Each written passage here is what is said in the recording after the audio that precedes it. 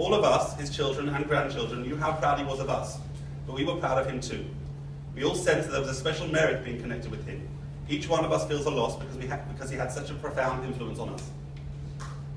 As a child, I knew my daddy was the handsomest, the strongest, the best squash player, the best card player, the best Monopoly player, and he was clearly the best husband as far as I could tell. And I'm not sure as an adult I felt much different.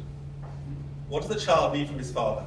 At lunch last Shabbat, someone mentioned the response a rabbi gave when asked, what as parents can we do to ensure our children grow to be the adults we wish them to be?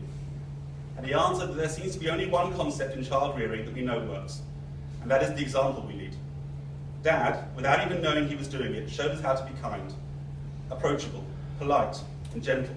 He showed us how to behave honestly, how to treat employees. By example, he showed us how to treat our partners. Dad was generous with his laughter, and teased us, and our friends, and loved it more when we teased him back. We have mentioned a number of times that he would comment that he felt like the richest man in the world, in the sense that money could not buy that which he valued so much, namely his family and its health and happiness.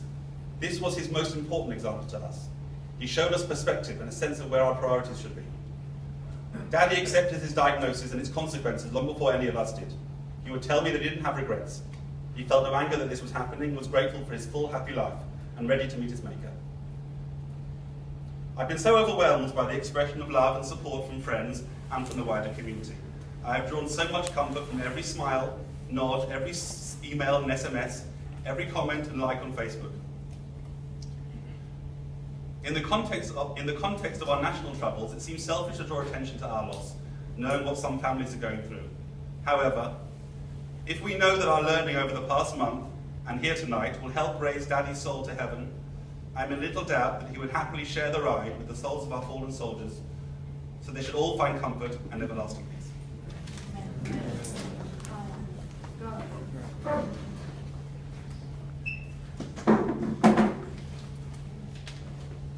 evening.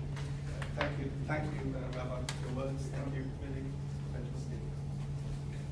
Hello, everyone. Before I begin, I want to express my gratitude to everyone here, everyone who couldn't be here tonight.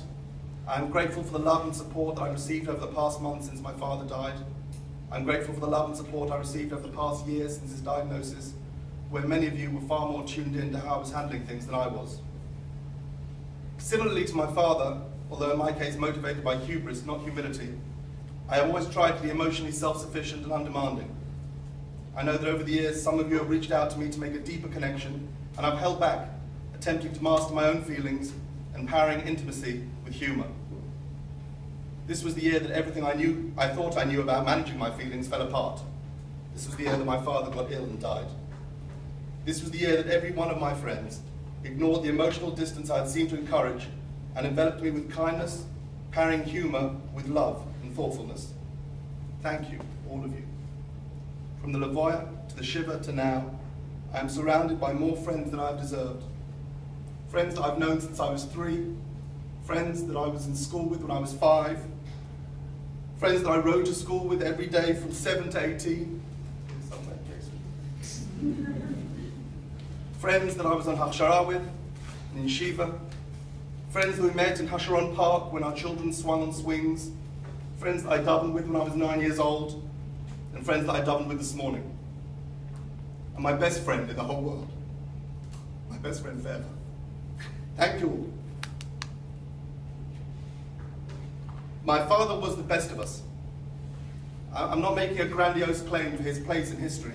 I'm saying very specifically that in the insignificant microcosmic family of Sevet, my mum, Alison, Benjamin, and me, my daddy was the best of us. He was the source of all our humor and of our morality. He was the best audience any of us will ever have, and the greatest supporter we will ever know.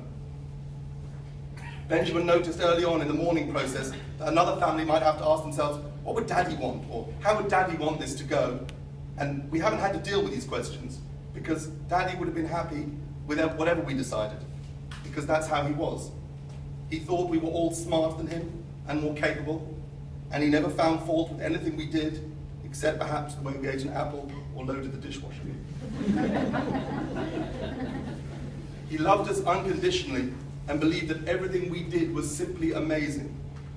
And over the years, as we slowly worked out just how difficult it was for any of us to disappoint him, we kind of stopped trying. My dad loved to laugh.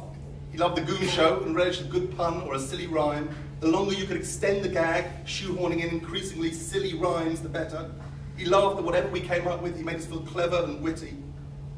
He loved movies, although he didn't remember very much the ones he'd seen. He didn't go to the cinema that much because his experiences were always a bit of a disaster. A screening of 2001: A Space Odyssey with my mother was famously the closest they ever came to a divorce. I remember as a child seeing him come home from seeing Alien with our neighbour, Uncle Jeffrey, two middle-aged men white with terror at what they just witnessed. So at home he would watch movies from the couch, often falling asleep halfway through one, waking up and sitting through half of another one. Didn't seem to bother him. As early as I can remember, he would confuse the same three actors, and then he would forget which of the three actors that he didn't know which were which. And for the record, it was James Coburn, Steve McQueen, and Robert Redford. He always mixed them up. I guess his confusion was the impetus for our embarrassingly encyclopedic knowledge of these things. We had to know everything just to fill in his gaps. He showed us how to be mentioned. He never took anything that wasn't his. He never coveted anything he didn't earn. He was never cruel. He liked children. He liked watching sport, rugby and tennis, not football and golf. He loved to read, but he was always frustrated that he didn't do it fast enough. On the downside, he always assumed that part of the service waiters and waitresses provided was a willing ear for his jokes. This may have been the result of holding so many patients captive in the chair over the years. When the man with the drill says something he thinks is amusing, what are you going to do? My father was the best of us, and we are worse without him. His life was a blessing for me, and now his memory will have to be. He was the best of us sevens. And the only thing that sustains me in my grief is knowing that the things that made him the best live still inside my mummy, who is love and laughter and light, in my big sister, who inspires me every day to be a better child to my parents and a better parent to my children, and in my little brother, who is a bigger man than I in every way. I have my daddy to thank for his love and theirs. His memory is a blessing for all of us.